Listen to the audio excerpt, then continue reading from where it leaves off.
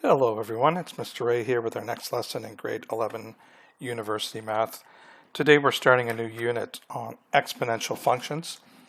And before we get into the actual exponential function part, we're going to spend a few lessons on just working with exponents and bases. The first lesson we're going to be working with integer exponents. So as a reminder, well, what's an exponent? Well,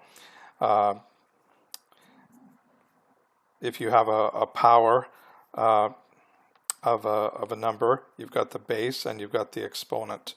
So the base is the number part that you multiply multiple times based on the value of x. For example, 2 to the power of 4 would be 2 times itself 4 times, or 2 times 2 times 2 times 2. So today we're working with, well, our base could be an integer and a fraction, but our exponent can only be integers. This also includes includes positive integers, which you're probably used to.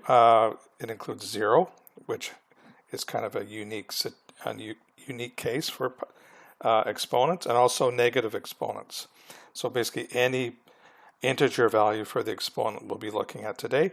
For many of you, this lesson should be a review from grade 10 academic math, depending on what was covered in your particular course. So this will be review for some people and possibly brand new for other people. Again, we've got the important definitions are base and exponent. The base is the number that's being multiplied. It could be a variable, of course, too. And the exponent is the raised number. We call it a superscript.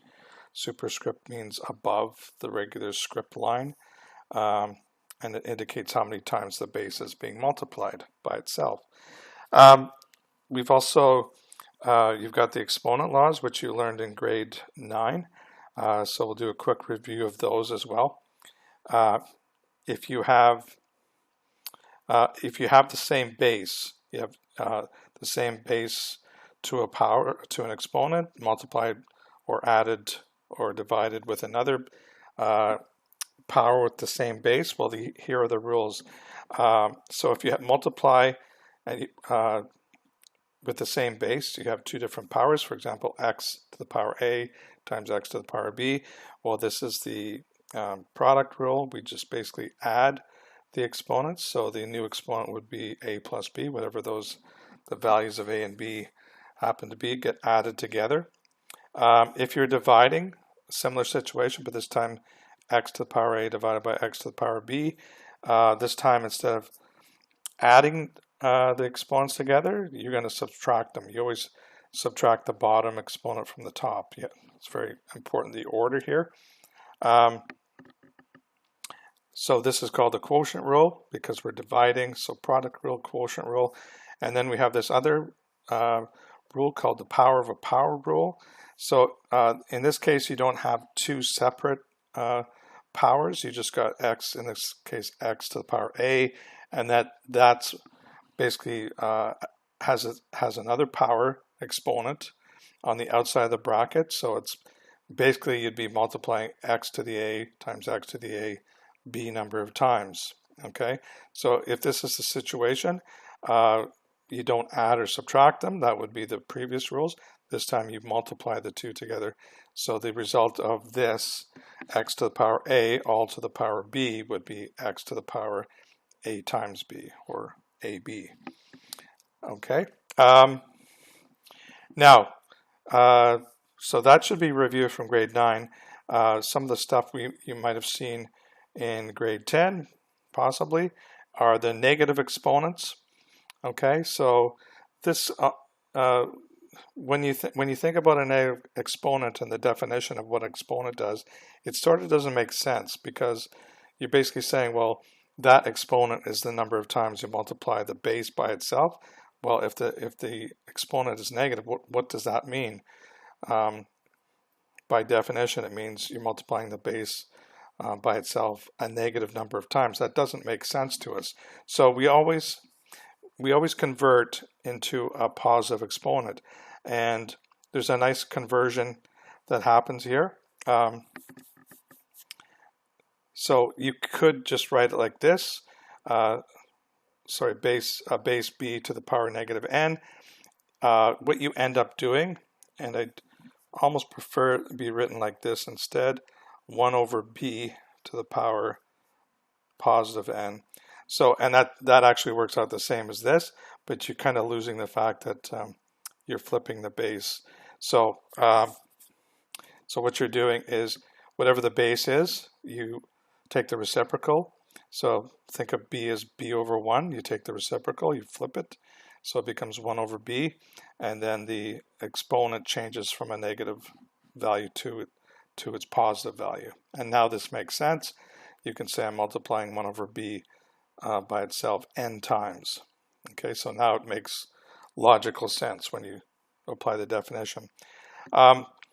It's almost more clear when you have instead of having an integer base, if you had a fraction base to a negative exponent, negative integer exponent. For example, a over b to the power negative n. This can simply be rewritten as, now I really don't want you to do this, 1 over that. I just want you to think, okay, whatever the base was, I'm taking the reciprocal. So the base was a over b. If I take the reciprocal, they switch places. So now it's b over a. And at that point, I can now drop the negative sign on the exponent. So this is the way I want you to think about it. Don't do this intermediate step. Although it's by definition correct, I'd rather you think about take the base, the original base, find the reciprocal of that base, and then switch the exponent to a positive value. Okay, so that's what happens with a negative integer exponent. You adjust the expression by changing the base to a reciprocal and then changing the negative integer into its positive integer value. Okay, so that covers the negative exponents, negative integer exponents. We've covered the positive integer exponents. Now here's what happens if it's a power 0. So again, it doesn't really make sense. You're multiplying b by itself 0 times. You would think that the answer would be 0, but it's actually 1. So any base to the power 0 is always 1. So just remember that. Now there is a small exception here. If your base was 0, well, you'd think 0 to the power 0, that's 0, right? Well, it's actually undefined. So you'll never actually see that in this course, but just so you know, b can't equal, the base can't be 0 if the exponent is 0. Okay, so anytime you get questions with a negative exponent, even if you're doing one of the exponent laws from before, I want you to always express the final answer with positive exponents. Okay, and that's a definite requirement. Okay, so let's try some examples here of questions involving negative exponents. Now it says here, rewrite the expression as equivalent expression with positive exponent. I'm going to go a bit farther and actually come up with the value. So I will rewrite this as a positive exponent, but then actually evaluate what is that number, if it's possible to get a number. These all have numbers, no variables, so it will be possible. Okay, so the first thing I see is 5 to the negative 4, and I see, okay, negative exponent, I've got to flip the base. So right now the base is 5, which is 5 over 1. So the reciprocal of 5 is 1 over 5. And now I can change the exponent from negative 4 to positive 4. Now, when you have now that we can actually understand what this means, you're multiplying 1/5 by itself 4 times. So you could just write this out as 1/5 times 1/5 times 1/5 times 1/5. We don't usually want to do that. because that exponent could be quite big. Now, you could actually do this in a calculator. You could do 1 over 5 equals, and then put that to the power 4. But just so you know, when you have a fraction to an exponent, basically the whole fractions to that exponent, that can be written as the numerator, the 1 to the power 4, over the denominator, 5 to the power 4. So this is the way we're usually going to do it. And basically 1 to any power, even 0, turns out to be 1. So we don't usually put this step in here. You might just put 1 over 5 to the 4. But if it's a different number here, like 2, you definitely have to do 2 to the power 4 over 5 to the power 4. So you don't necessarily have to do this step, but I want to let you know that that's probably a better way of doing it than thinking of the whole thing to the power 4. So when you do that, you get, well, 1 to the power 4 is 1, and 5 to the power 4 is 625. Probably use your calculators for that if you can't think of the value. Okay, now here, this one's a little trickier than it looks. 1 over 2 to the negative 4. So you notice this time the negative 4 isn't for the whole fraction, 1/2. So we only apply that negative 4 to the bottom. So if I just think of the bottom independently for a second, if I want to rewrite 2 to the negative 4, that I have to flip the base to 1/2. So it would be 1 over 2 on the bottom to the power 4. Okay, now one thing you can do, you could do this, you could actually do that multiplication, figure out that 1/2 to the power 4, that's going to be 1 over 16, and then put 1 over 16, like a fraction and a fraction. The other thing you can do, and this is a nice little skill, if you want to rewrite that power 1/2 to the 4, you can actually flip the base and move it to the top. Now, so for example, I could write that as 2 to the power 4 up here over 1, and then just get 16. I'll do it the longer way this time. So 1/2 to the power 4, that's 1 over 16. And of course on the top we still have our 1. And remember, when we divide a fraction, 1 divided by 1 over 16 is the same as 1 times the reciprocal, 1 times 16 over 1. That's just going to be 16. Okay. Here we've got a base that's already a fraction, 3 over 11 to the power negative 1. Now, negative 1 is an interesting exponent because it doesn't really multiply. Once I clear up the negative part, it doesn't really multiply by anything, it's just itself. So I'm going to fix this so that I can write that as a positive 1. So when I take the reciprocal base, that's 11 over 3. And then I can change the power to positive 1. And anything to the power of 1 is just itself. So I can write that as 11 over 3. Okay, here we've got negative 1/10 to the negative 3. So we've got a negative base and a negative exponent. Now, let's take this one step at a time. So don't worry about the negative in the base. Worry about the negative exponent. We got to clear that up first. So if I want to change that to a positive 3, I have to flip the base. Okay, so if I flip the base, I'm basically, so if I thought of that as negative 1 over 10, the reciprocal would be 10 over negative 1, or just negative 10. Okay, I can move that negative sign anywhere I want. So I could have said, okay, I'll consider that as 1 over negative 10. When I flip that, it becomes negative 10 over 1, or just negative 10. And now I can change the negative 3 exponent to positive 3, and now I can actually multiply this out. Now you have to be careful. The base in this case is negative 10, so it's negative 10 times negative 10 times negative 10. If you're doing this on a calculator, Some calculators, you might have to put that in brackets before you apply the exponent, because some calculators think, oh, I'm going to apply a negative sign after I've done 10 to the power 3. In this case, it doesn't really make a difference in the answer, but sometimes it does. So negative 10 to the power 3 is negative 1,000. Okay, the next one. This time, you can see we've got a fraction base, we've got a negative exponent, but this time the negative sign is outside the brackets. So this is an important point a lot of people leave out. That exponent is only affecting the base, which is inside the brackets. Okay, so in this case, the base is not negative 6/5. The base is 6 over 5.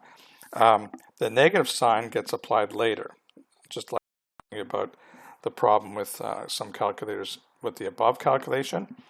So in this case, I'm going to leave the negative sign outside the bracket. I want to take the reciprocal of that base because I want to fix the negative exponent. So now the new base is 5 over 6. The new exponent is the positive version, so 3. Now, if you're doing this one, this is where it might be handy. You've got negative. You might do 5 cubed over 6 cubed. So that's one way of thinking about it. I could just put brackets to make it totally clear that, you know, those bases 5 and 6, those are both positive. Whatever I get here, I'm putting a negative sign in front of the whole answer. So in this case, I get 125 over 216, and I'll put the negative sign. I could put the negative sign in front. I could put it on the top. What we don't usually like is the negative sign on the bottom. Just one of those things in math we don't like.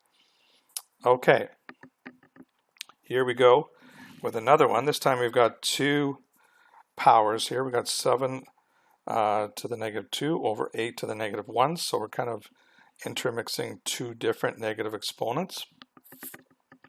Now there's a couple ways of doing this. I'll explain the most obvious way first. If I'm just thinking about I want to fix that negative 2, well, the base on the top, the numerator is going to change from 7 to 1 over 7. That causes the exponent to become positive 2. And then on the bottom, same issue. I want to fix that negative 1 exponent. So I'm going to take the reciprocal of the base, which is 8, or 8 over 1, becomes 1 over 8 to the power 1. And now you can work this out. You can, well, on the top I'm going to get 1 over 49, and on the bottom 1 over 8. And then think of this division, dividing by a fraction. 1 over 49 divided by 1 over 8 is the same as 1 over 49 times 8. So this becomes 1 over 49 times 8 over 1 if you want, and that will be 8 over 49. Oh, hold on. Did I do that right? Did I forget the exponent? I got that. Okay. All right. That's fine. So that's 8 over 49. Now the other thing, so that's the kind of the, when you're learning how to do negative exponents, this would be the way you would do it. Now there's a shortcut way, and I'm going to start using this method just because it's a real time saver. What I can do if I have negative exponents on the top and bottom of some rational expression here, as long as I'm multiplying things on the top, things on the bottom, I'm not adding things together, I can actually, what you can do is you could write this as, I could bring the whole thing below and that switch the power to positive. So I could write that as 7 squared on the bottom now, and on the top the same thing happens but reverse. I can fix the negative 1 by putting it in the numerator. As soon as I cross that division line, it's almost like it changes the sign of the exponent. So in this case, it actually fixes it. So I've got 8 over 1 over 7 squared, which is 8 over 49. Okay, so same answer, but much more direct. We can just flip those and flip the signs accordingly. Okay, let's try some more here.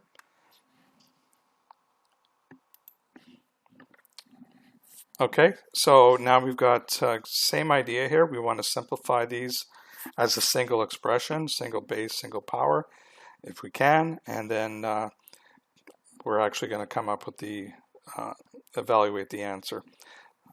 So in this case, you can see here we've got the same base, negative 10 to the power 8 times negative 10 to the power negative 8.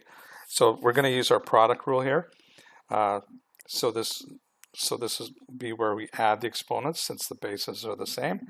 And this is going to be equal to negative 10. I'll put that in brackets still.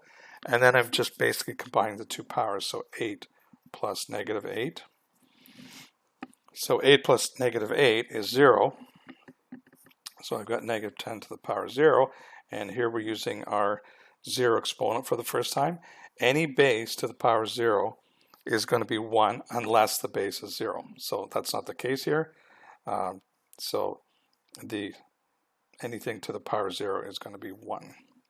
Okay, here we have another case of using product rule. This time we got the multiplication sign in between. We don't usually do that. Usually put brackets like above, but there it is anyways. So in this case, the bases for both are 6. So we can combine them using the product rule. So the common base of 6, and we've got negative 7 plus 5. So this time when we add them together, we get 6 to the negative 2. Okay, so we know how to fix that. 6 to the power negative 2 is going to be the reciprocal of 6, 1 over 6 to the power 2. And that's going to be basically you're squaring 1, get 1, you square 6, you get 36. Okay, now if you do get any answer that can be simplified, like if you got a fraction that was say 10 over 100, you'd want to simplify that further to 1/10. So always keep looking for that. Okay, here we've got 2 to the power 8 divided by 2 to the power negative 5. So again, we've got same base. This time we're going to use the quotient rule.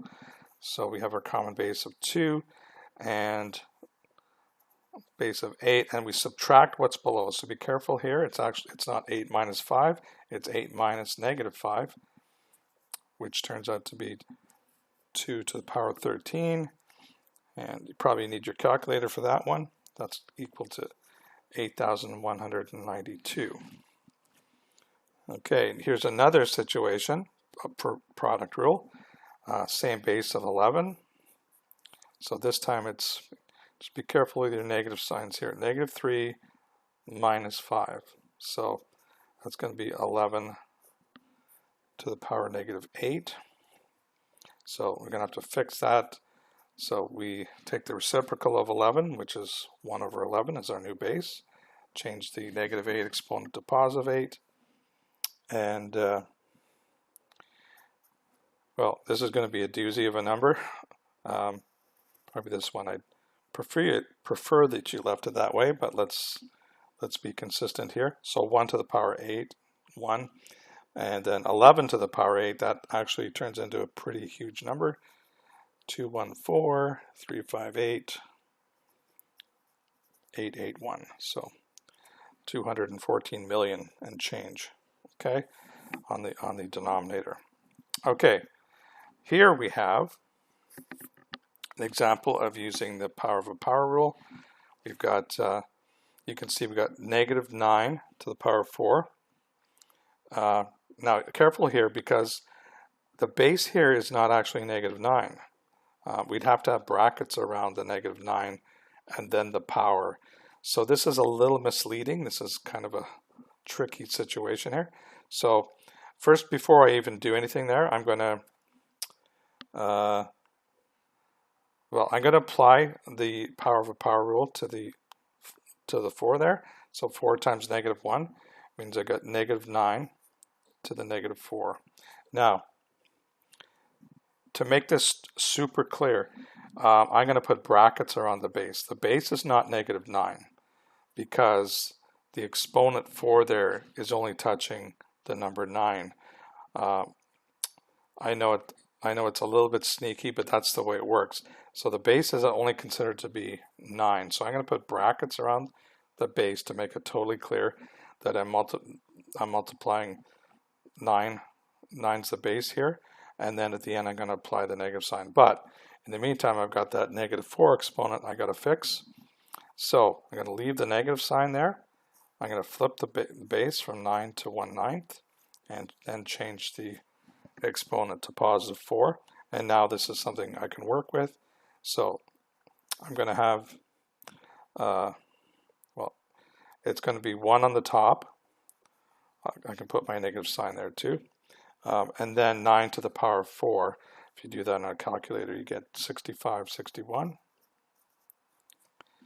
Okay, and here we have a multiple power of a power, power of a power of a power, but it works the same way. You can have as many of these as you want. You end up just multiplying all the numbers together. Okay, so here my base is 7. There's no confusion there. I'm going to put that in brackets just to continue to make it totally clear. And then I just have -3 times -2 times -2. Okay, and when I combine those, I get -12. So 7 to the power of -12. I'll drop my brackets. I don't really need them at this point. And now to fix the -12 as the exponent, I flipped the base to 1/7, change the exponent to +12. And again, this is going to be a humongous number. 1 to the power of 12 is 1, but 7 to the power of 12 is 138, 412, 87201. So even bigger than the last one. Okay, normally we'd probably just leave the answer like that, but I did want to do some evaluating just to show you how you get the final number. Okay. So, got one more little example here. Comparing powers. So this says, which is the greater power? And when I say power, it's more the whole thing. So which number is bigger? Is it 2 to the -5, or is it 1/2 to the -5?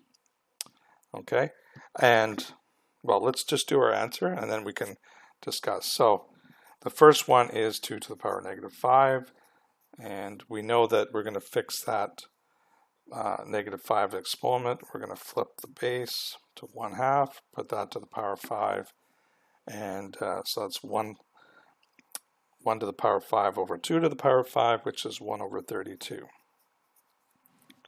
Okay, the second one is 1/2 to the -5. And we're going to fix the -5 here as well. This time when we do take the reciprocal of the base, 1/2, when I take the reciprocal, it comes 2 over 1, or just 2 to the power of 5. And that, you do in a calculator, that's 32. So obviously this is the bigger number. And it says explain. So 1/2 to the -5 is larger than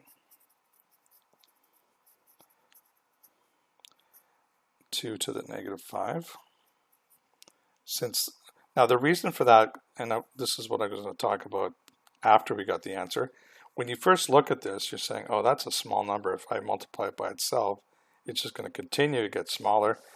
So at first glance, this looks like it'll be smaller, but it's misleading because of these negative exponents. This number looks like it should be growing, but as soon as you fix the negative exponent, you've now changed the basis back to the other one. So now the base of 2 becomes base of 1/2. The base of 1/2 becomes base 2. So now this is the number that's going to be growing. This is the number that's getting smaller. So, so I can say since the negative exponent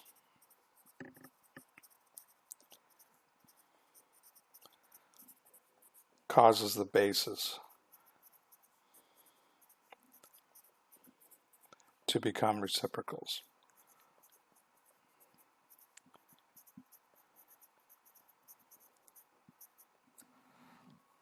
So those negative exponents have a very dramatic impact on where you think that number will be going.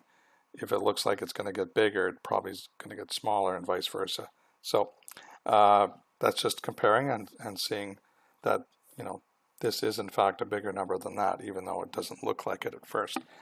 Okay, so I've attached some homework to the end of the lesson for you to practice working with integer exponents. So the bases, we have fraction bases, but the homework here, the exponents are either positive integers, negative integers, or 0. So this will get you practicing that part. The next lesson, we actually open up the exponents to become integers, and we'll see how that works. Okay, so I hope that made sense, and we'll see you on the next lesson.